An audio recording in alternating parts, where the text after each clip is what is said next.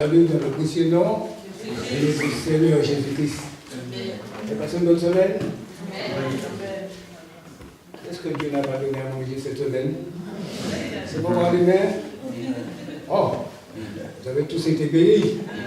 Eh bien, nous avons tous été bénis par le Seigneur et nous voulons être bénis encore à travers de sa parole.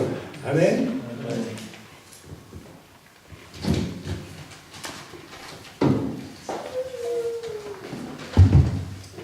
J'ai comme thème, ne crains pas, parce que Jésus a vaincu, yes, Satan.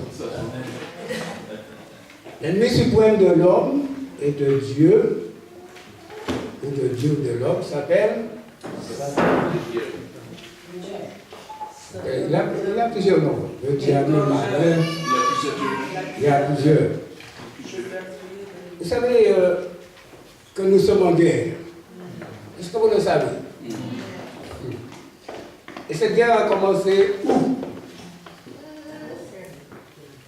Alors oui, quelqu'un dit dans le ciel, c'est vrai. Nous allons voir cela dans l'Apocalypse, premièrement, chapitre 12e. J'ai demandé à quelqu'un de nous lire le verset 7. Apocalypse, chapitre 12 et le verset 7. Et ensuite, nous irons voir la cause de cette guerre dans le livre d'Ézéchiel. Alors, Apocalypse chapitre 12, verset. Alors, est-ce que quelqu'un veut nous lire ce verset à haute voix? Et il y eut une guerre dans le ciel. Michel et ses anges combattirent contre le dragon. Et le dragon et ses anges combattirent. Mais ils ne furent pas les plus forts, et leur place ne fut plus trouvée dans le ciel. Et il fut précipité le grand dragon, le serpent ancien, appelé le diable et Satan, celui qui séduit toute la terre. Il fut précipité sur la terre, et ses anges furent précipités avec lui. Amen. Il y a une guerre dans le ciel. Et qui a causé cette guerre? À cause de quoi cette guerre est arrivée? Alors nous allons voir maintenant dans le livre d'Ézéchiel. Alors, Ézéchiel, c'est dans l'Ancien Testament. Juste avant le livre de Daniel, vous allez trouver Ézéchiel chapitre 28. Alors, dans Ézéchiel chapitre 28, à partir du verset 14. Et nous pouvons dire à partir du verset 13. Alors là, nous voyons la création, pas de Satan, mais d'un ange. Avant d'être Satan, il était un ange. Chérubin, on s'est déployé, protecteur, il était beau. Et regardez bien ce qui s'est passé. Alors, il nous a dit, verset 13, tu étais en Éden, le jardin de Dieu. Tu étais couvert de quoi? De toutes espèces de pierres précieuses, de sardoine, de topaze, de diamants, de chrysolite, d'onyx, de jaspe, de saphir, de d'émeraude et d'or. Les tambourins et tes flûtes étaient à ton service, préparés pour le jour où tu fus comment? Créé. Notez bien, c'est Dieu qui l'a créé. Tu étais comment? Un chérubin protecteur aux ailes comment? Déployées. Je t'avais placé, tu étais sur la sainte montagne de Dieu. Tu marchais au milieu des pierres étincelantes.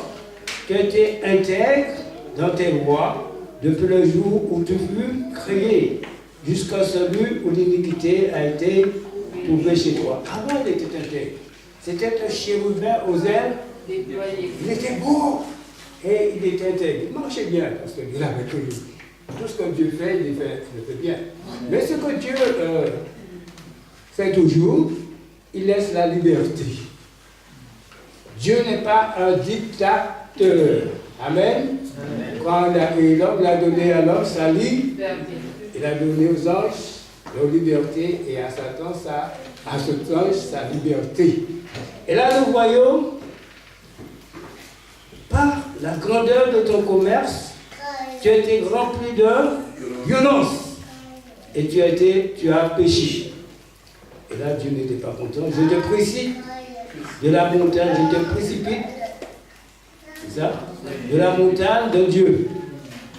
Et je te fais comment? Disparaître chérubin protecteur du milieu des pierres étincelantes. Ton cœur s'est élevé à cause de quoi? Et ta beauté, tu as corrompu la sagesse par ton. Je te jette par terre. Mais notez bien, quand il est parti, est-ce qu'il est parti seul? Non. Il est parti avec beaucoup. C'était comme un coup d'État. Et nous allons voir dans le livre d'Ésaïe, chapitre 14, nous allons voir exactement son péché. L'orgueil. Regardez avec moi dans Ésaïe, chapitre 14e.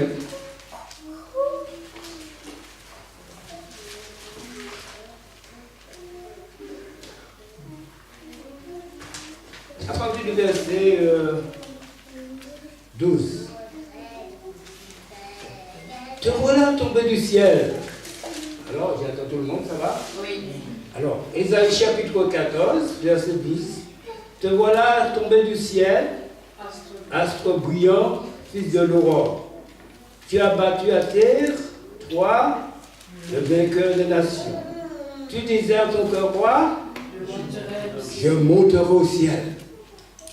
Deuxièmement, j'élèverai mon trône au-dessus des étoiles de Dieu. Étoiles veut dire les anges aussi. Hein? Je verrai mon trône au-dessus des étoiles de Dieu.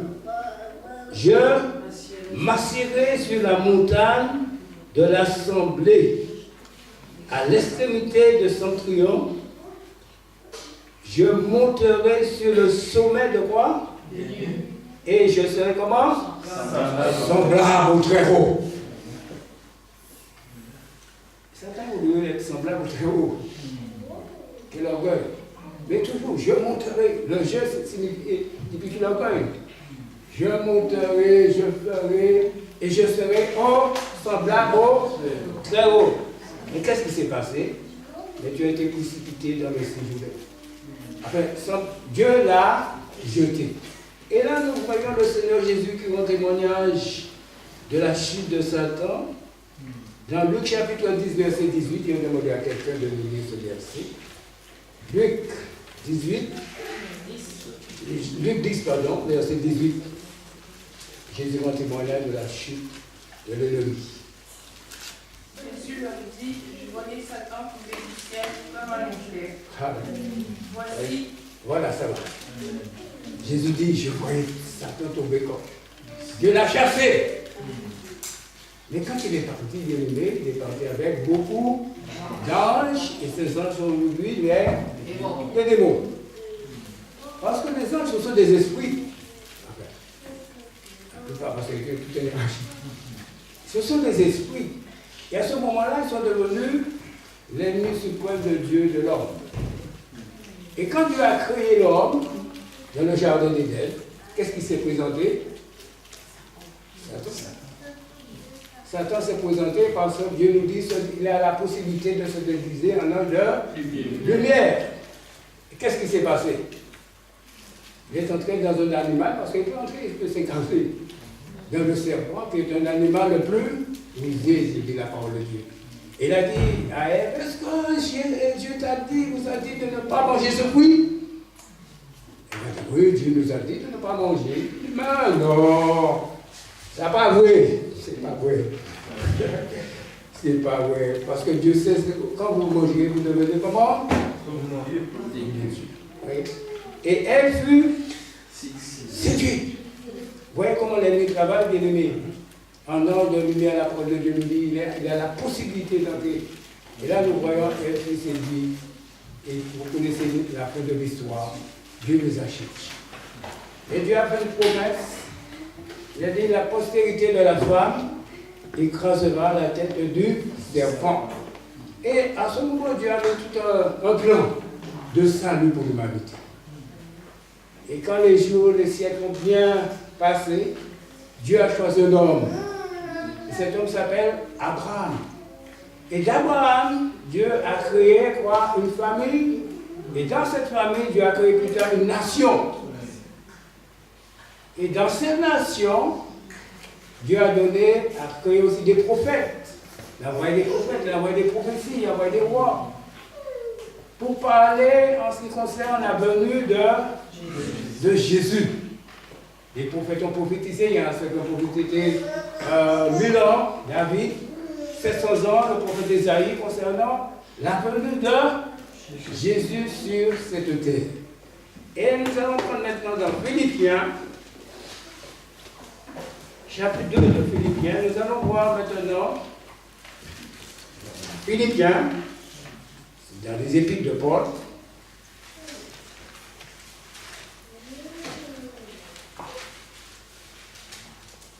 Chapitre 2.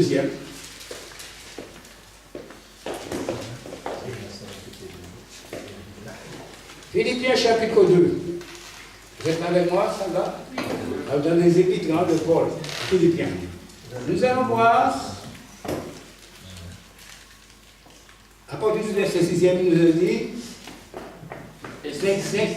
existant en forme de Dieu, oui. il n'a pu regarder à son égalité avec Dieu comme une fois à arracher, mais il s'est dépouillé lui-même en prenant. D'accord. Tout le monde de Dieu. Merci.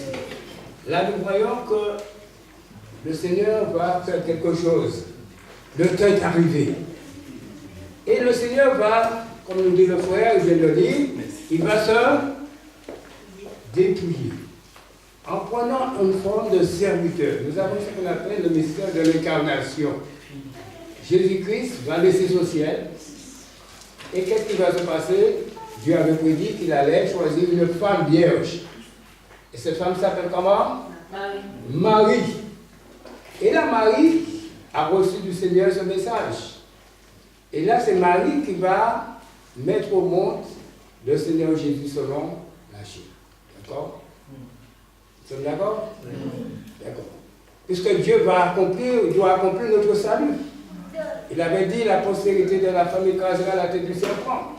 Et voilà, Jésus va naître de Marie. Et le diable va faire tout ce qui est en son pouvoir pour détruire Jésus par qui? Par un roi. Il s'appelle comment? Un roi qui s'appelle Hérode. Quand les mâles sont venus, Hérode allait prendre des informations. Et après, on retrouve, venez me voir, parce que moi aussi je veux aller l'adorer. Mais qu'est-ce qui s'est passé? Dieu, connaissant le cœur de l'homme, a dit au mage, non, ne retournez pas vers cet homme, allez faire votre chose. Et quand Hérode a su que les mages sont partis, il fut comment? Il était en colère. Il a commencé à détruire des enfants. Il nous a dit la prophétie, c'est une prophétie, Rachel pleure ses enfants. D'accord? Et là, nous voyons notre Seigneur Jésus-Christ. Dieu l'avait fait descendre en ce temps-là dans le pays d'Égypte. Après, il est remonté. Et là, il s'était établi dans le pays. Et son ministère a commencé à quel âge? Le ministère de Jésus a commencé à quel âge? À 30 ans. D'accord? Et là, nous voyons, bien aimé, le Seigneur Jésus-Christ, après son baptême, sera amené dans le désert pour être tenté par qui? Alors, nous trouvons ce passage dans quel chapitre? Dans Matthieu, chapitre 4, et nous allons faire une lecture. Dans Matthieu.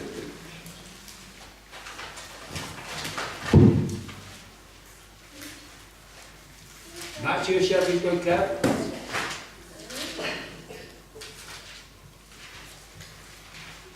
Est-ce que quelqu'un veut bien faire une lecture?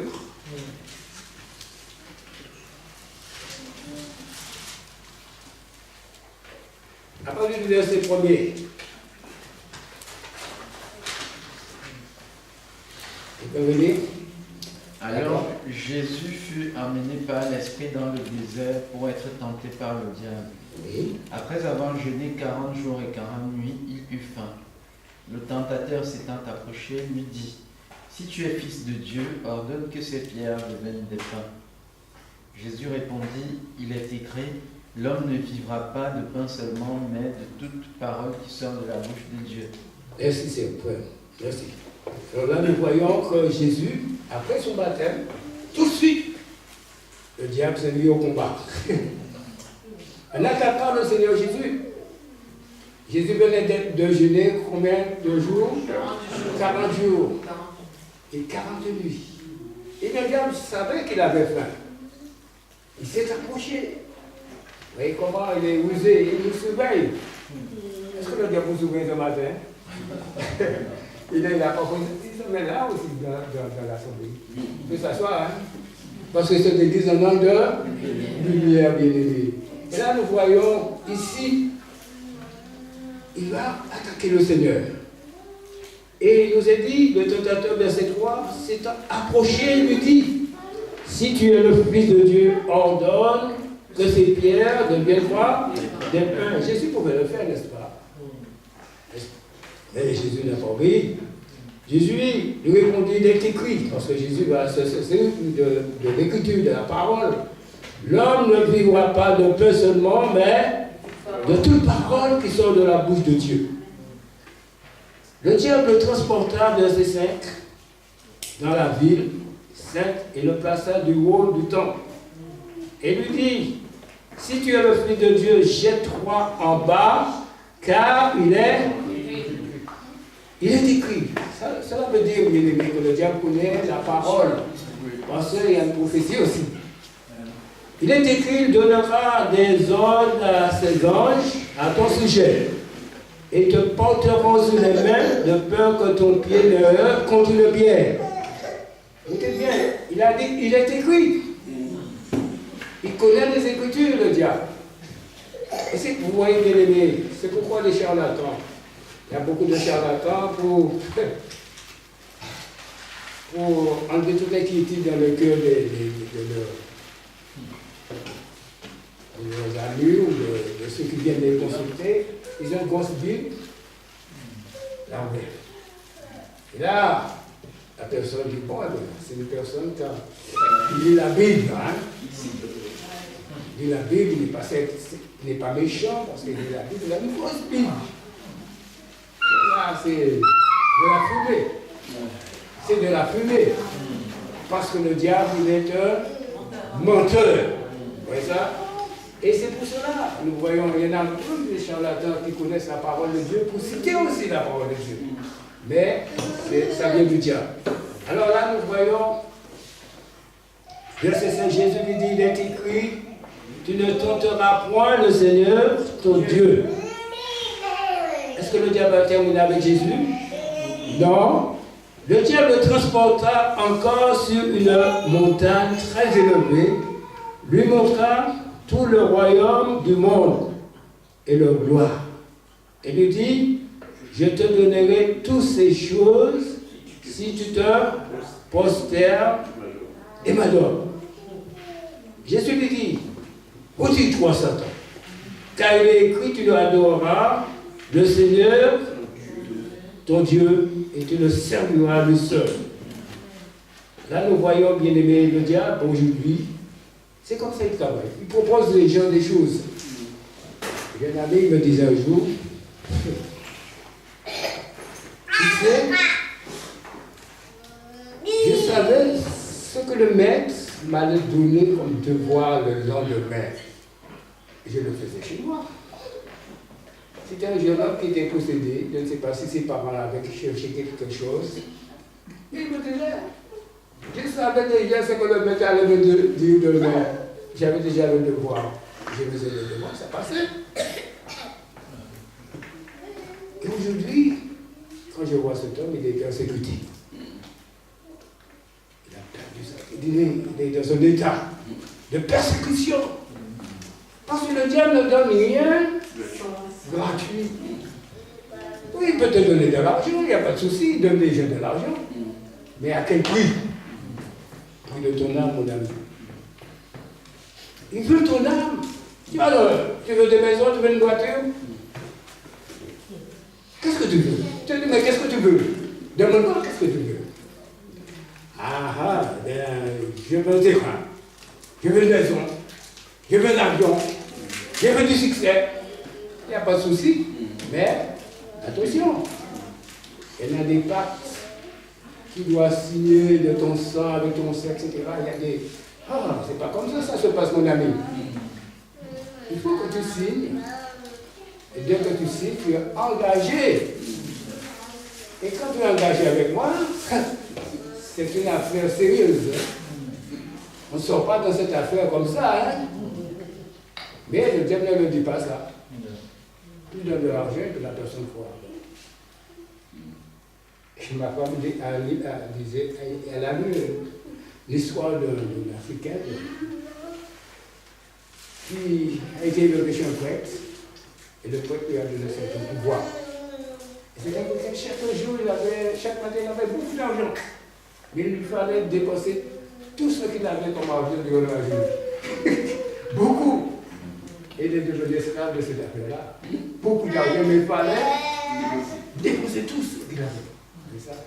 Il était malheureux. Plus tard, il a accepté le Seigneur Jésus et il fut délivré. Amen. Alors, nous retournons, bien-aimés. Nous voyons, après toutes ces choses, eh bien, nous a dit, alors le diable le laissa, et voici des anges vinrent auprès de Jésus et leur servirent. Amen. Après la victoire, eh bien, il y a un temps de rafraîchissement de la part de Dieu. Amen. Après la victoire, c'est le rafraîchissement. Mais nous allons retourner dans Philippiens, là où nous étions, parce que nous n'avons pas terminé. Comment notre Seigneur Jésus-Christ, comment il a descendu les échelles pour pouvoir venir nous apporter le salut. Alors, Philippiens chapitre 2, le frère André avait commencé, et nous allons voir, le frère André va continuer. Tu peux reprendre, frère, à partir du verset 6, ouais. Philippiens chapitre 2, verset 6. Existe en forme de Dieu, il n'a point regardé son égalité avec Dieu comme une proie à arracher, mais il s'est dépouillé lui-même en prenant une forme de serviteur, en devenant semblable aux hommes. Il a paru comme un vrai homme. Il s'est humilié lui-même, se rendant obéissant jusqu'à la mort, même jusqu'à la mort de la croix. Amen. Restons là. Là, nous voyons notre Seigneur Jésus-Christ qui s'est humilié. Se rendant obéissant à son Père. Quelle humilité. Lui, le Fils de Dieu. Il s'est abaissé devenant un simple homme. Homme de douleur, nous dit le prophète Isaïe, habitué à la souffrance. Nous n'avons fait, voilà le prophète Isaïe, nous n'avons fait de lui aucun cas. Et cependant, celui qui a pris sur lui nos douleurs, nos infirmités. Dieu, dans son amour, quand il a vu la détresse de l'humanité, sur l'oppression de Satan, la méchanceté de Satan, jusqu'aujourd'hui, nous voyons la méchanceté du malin, n'est-ce pas? Combien de personnes se suicident chaque jour en France? Combien de personnes se tuent? Combien de foyers sont détruits? Bien-aimés, nous voyons ce qu'il fait dans le monde. Et là, nous voyons notre Seigneur Jésus-Christ, Dieu a tant aimé le monde qu'il a donné son Fils unique, afin que quiconque croit en lui ne périsse point, mais ait la vie éternelle. Jésus est venu pour la délivrance de l'humanité. Mais il fallait payer un prix, qui est le prix de notre achat. Et ça lui a coûté quoi? Sa vie.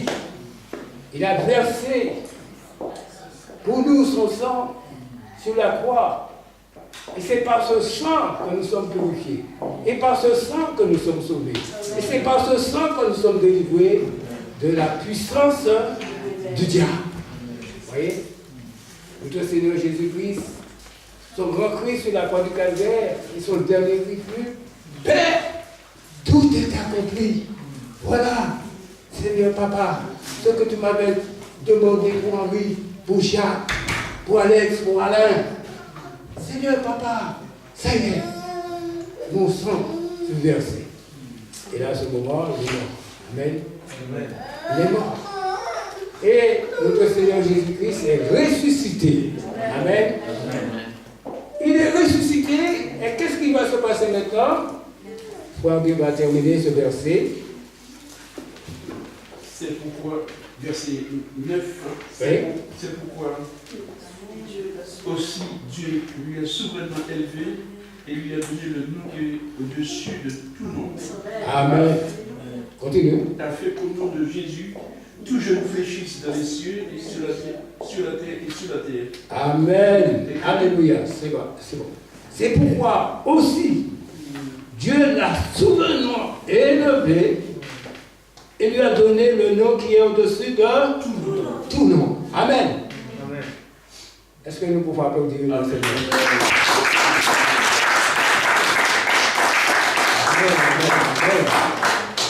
Dieu a donné à Jésus un nom au-dessus de tout nom. Et non seulement quand il est entré dans le ciel, il a dit, oh Dieu, ton Dieu t'a oint. Assieds-toi à ma droite jusqu'à ce que je fasse que tes ennemis tombent. Amen. Il a retrouvé sa gloire. Amen. Mais il a donné un nom au-dessus de tout nom.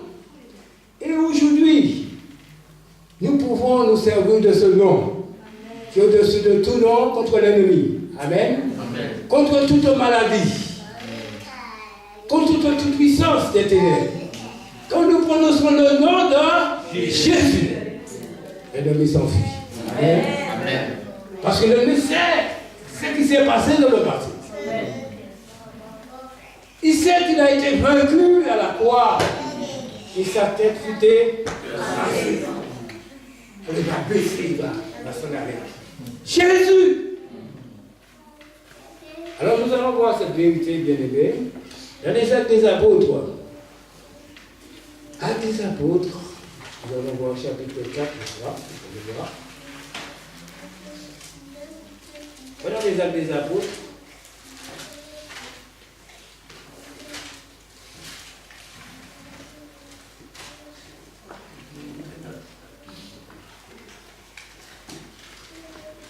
Alors, c'est verset 3, chapitre 3, pardon. Nous allons faire une lecture au chapitre 3. Il nous est dit, Pierre et Jean montaient ensemble au temple à l'heure de la prière. C'était quoi? La 9e heure.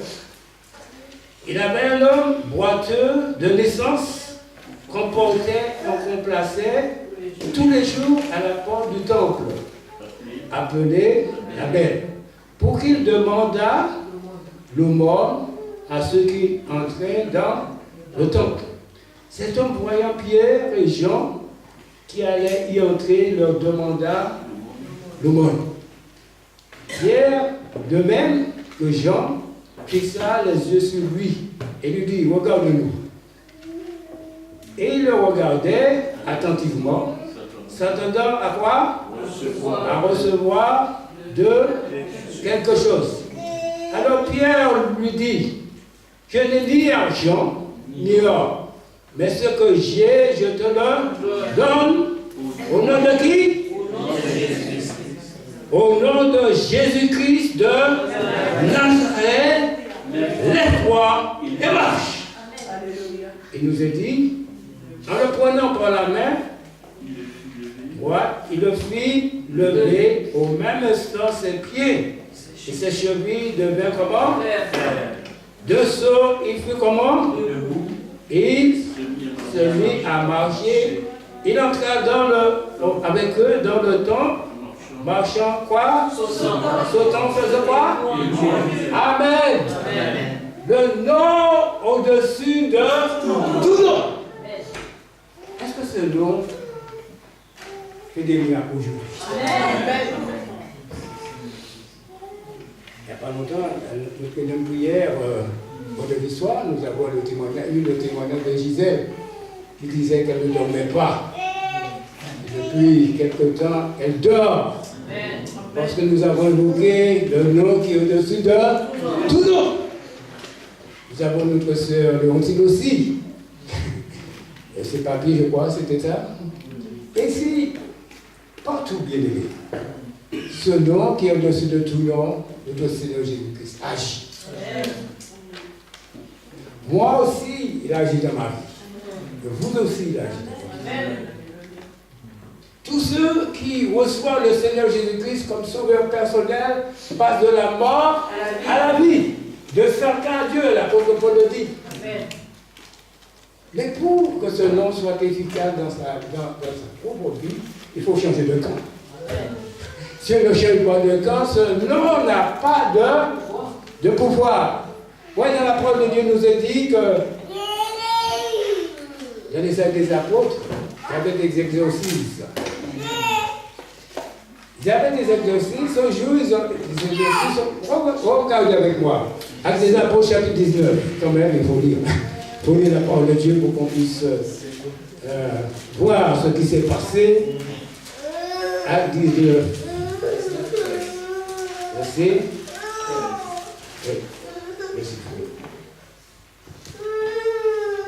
Alors, il nous a dit, vous savez, l'apôtre Paul, qui avait Jésus dans sa vie, dans son cœur, et qui était ministre de la parole de Dieu même, avait l'habitude de prier au nom de Jésus et chasser les démons qui faisaient des grandes choses pour la gloire de Dieu.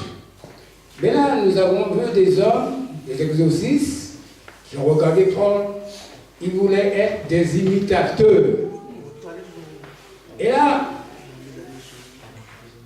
dans la parole de Dieu, nous voyons, verset 13, il nous dit quelques exorcistes juifs ambulants essayèrent d'évoquer sur ceux qui avaient des esprits malins le nom du Seigneur Jésus en disant, je vous conjure par Jésus que Paul prêche. Ceux qui faisaient cela étaient 7 fils de Séva, juifs, l'un des principaux sacrificateurs. Alors, nous allons voir l'esprit malin lui répondit, je connais Jésus. Est-ce que les esprits connaissent Jésus? Oui. Pourquoi ils connaissent Jésus? Parce qu'ils se sont là-haut. Ils savent qui est Jésus.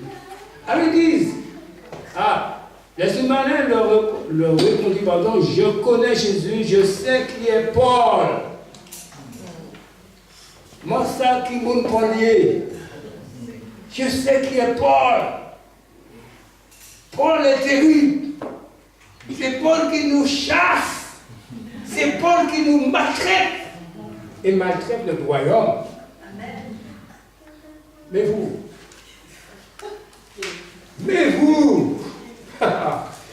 qui êtes-vous? Mais vous, qui êtes-vous? Vous n'avez pas Jésus, vous voulez me chasser. Vous n'avez pas Jésus, vous voulez me chasser. Ce sera terrible pour vous. Oh là là. Toi, tu veux me chasser? Tu n'as pas Jésus dans ton cœur? Oh là là. C'est catastrophe pour toi. Viens, on va voir ça. Qu'est-ce qui s'est passé, bien-aimé? Quelqu'un peut dire? Et l'homme dans lequel était l'esprit malin s'élança sur eux, se rendit maître de tous deux et les maltraita, de telle sorte qu'ils s'enfuirent de cette maison nus et blessés. Ah, mais oui. Mais tu n'as pas Jésus dans ta vie, tu veux me chasser? Et nous voyons, bien-aimés, que cet homme, ces hommes sont sortis nus et blessés. C'est important. Pour que nous soyons couverts par le sang de Christ, il faut que nous ayons le Seigneur dans notre cœur, dans notre vie. Et c'est à ce moment-là que nous pourrons dire à Satan, sors. Sors dans ma maison, j'ai vu tes manifestations, sors au nom de Jésus. Au nom de Jésus, pas Jésus seulement, hein. Au nom de Jésus-Christ de Alléluia. Il y a beaucoup de Jésus, il faut faire attention, bien sûr. Dans le monde, il y a beaucoup de Jésus. Mais voilà la précision. Au nom de Jésus-Christ de Nazareth. Amen. L'apôtre a bien précisé, par l'épée de Jésus. au nom de Jésus-Christ de Nazareth. Et là, nous voyons, bien-aimés, voilà, le Seigneur, tous ceux qui ont accepté Jésus-Christ comme sauveur personnel, eh bien, ils sont en sécurité. Vous pouvez apprendre le sang de Christ. Ils ont toute la puissance. Vous avez toute la puissance si vous êtes un enfant de Dieu. De rencontrer les puissants des ténèbres, dit tais-toi. Amen. Et c'est le Seigneur Jésus qui va nous dire encore. Nous allons lire ici. Vous savez, dans les Actes des Apôtres aussi, le Seigneur nous dit, bien, que ceux qui reçoivent le Seigneur Jésus-Christ passent des ténèbres à sa merveilleuse lumière, passent de Satan à Dieu. Et ici, nous allons voir Jean chapitre 14, verset 12 à 14. Jean, l'évangile de Jean chapitre 14, verset.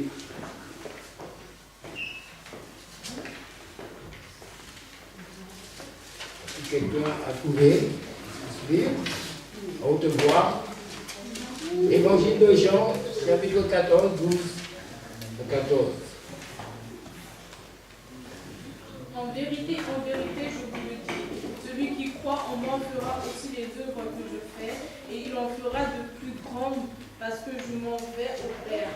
Et tout ce que vous demanderez en mon nom, je le ferai afin que le Père soit glorifié dans le Fils. Si vous demandez quelque chose en mon nom, je le ferai. Amen. Si vous demandez quelque chose en mon nom, je le ferai. C'est ça l'esprit, pas n'importe qui, bien aimé. À tous ceux qui marchent avec nous. D'accord? Vous ferez encore les plus grandes choses au nom de Jésus. À mon nom. D'accord? Tout ce que vous demandez en mon nom, eh bien, je le ferai. Je le ferai. Et le verset plus bas nous dit, après ce verset, qu'est-ce qu'il dit? Si vous m'aimez, gardez mes commandements. Oui. Et moi, je prierai le Père et il vous donnera un autre consolateur afin qu'il demeure éternellement avec vous. Amen. Si vous m'aimez, gardez mes commandements. Et voilà, ce matin, c'est que le Seigneur m'a donné. Le Seigneur voudrait, si quelqu'un ici n'a pas encore changé de camp, apporter de nouvelles, le monde entier sur la domination du malin. C'est pourquoi le Seigneur Jésus-Christ est venu, s'est humilié, dans le seul but de nous délivrer de la puissance satanique. Et ce matin, la main de Jésus est tendue vers toi, cher ami, pour te dire, mon enfant. Sors sur la domination. J'ai vécu le diable. Sors! Tu n'as pas besoin d'avoir peur. Sors! Viens! Et ça répondra à son appel que nous passons de la mort à la vie, la personne de Satan à Dieu. Amen. Changer de camp. Et c'est là que nous commençons une vie nouvelle. La vie nouvelle commence au moment où nous avons reçu le Seigneur Jésus-Christ dans notre vie. Nous avons Christ en nous. Nous n'aurons plus peur des puissances des ténèbres, de la mort, rien du tout. La parole de Dieu nous dit, rien ne pourra nous séparer de l'amour de Jésus. Rien ne pourra nous séparer. C'est la tribulation, l'angoisse, le péril. La parole nous dit, mais non, rien ne pourra nous séparer de son amour. Amen. Avez-vous Jésus-Christ comme sauveur ce matin? Amen. Si vous n'en avez pas, c'est le moment, bien aimé, de venir à lui, parce qu'il a payé le prix pour vous. Il voudrait vous faire passer de la mort à la vie, et cela dépend de vous. Jésus respecte la liberté de tout un chacun. Il n'est pas dictateur. Il veut te dire, je t'aime. Viens, viens. Nous allons prier, on descend la tête. Demande au fondé de prier. pour ce message. Je remettrai la place au pasteur. Oui, Père Céleste. Avec encore une fois reconnaissant que nous venons à toi, Seigneur. Et je te remercie, Seigneur, pour ces paroles ce matin, Seigneur. Par ta parole, Seigneur, tu nous enseignes. Par ta parole, Seigneur, tu nous instruis, Seigneur. Je te remercie pour ce message, Seigneur. Merci, Seigneur, parce que, Seigneur, tu es bon. Tu nous aimes, Seigneur. Car tu as tant aimé le monde que tu as donné ton Fils, afin que quiconque croit en lui ait la vie éternelle. Le périsse mais ait la vie éternelle, Seigneur. Merci pour cette vie, Seigneur, que tu as acquis à la croix pour nous, Seigneur. Merci, Seigneur, parce que, Seigneur, nous sommes, Seigneur, maintenant, Seigneur, oh, Seigneur, content de t'appartenir, Seigneur, parce que, Seigneur, avec toi, Seigneur, nous sommes, Seigneur, bien, Seigneur, nous nous sentons bien, Seigneur, nous sommes dans la paix, Seigneur, tu as tout acquis pour nous, Seigneur, à la croix, Seigneur. Je te dis merci, Seigneur, pour ce que tu as fait pour nous, Seigneur. Merci, Seigneur, pour ce sacrifice, Seigneur. Ton sang qui a coulé, Seigneur. Oui, c'est vrai. Oui, Seigneur, le châtiment que nous méritions, Seigneur, tu l'as pris sur toi, Seigneur. Oui, c'est vrai. Et tu nous as donné, Seigneur, cette paix, cette vie, Seigneur. Nous voulons, Seigneur, tout le temps demeurer avec toi, Seigneur. Nous voulons garder, Seigneur, ta parole, tes commandements, Seigneur. Nous voulons, Seigneur, marcher à ta suite, Seigneur. Oui, Jésus. Oh, Seigneur, nous te disons merci encore pour ces paroles ce matin, Seigneur, qui nous font du bien, Seigneur. Car ta parole, Seigneur, est la nourriture de notre âme, Seigneur. Merci, Seigneur, pour ces paroles encore réconfortantes, Seigneur. Amen. Amen. Donnez la place à notre pasteur. Donc, je vais.